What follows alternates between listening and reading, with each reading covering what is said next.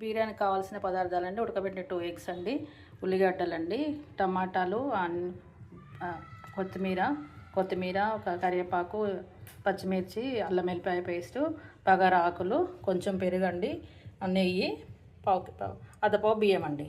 Gravy కోసం ఇవి దోరగా ఎంచుకోవాలండి. ఎంచుకొని మిక్సీ పెట్టుకోవాలి.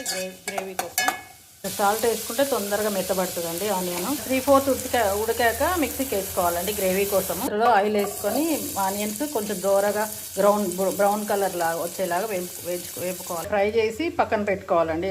ఉల్లిపాయలు, ఉప్పు, కారం, పసుపు వేసి ఎగ్స్ని కొంచెం గోలనియాలండి. ఎగ్ కొంచెం గోలాక పక్కకు పెట్టుకోవాలండి.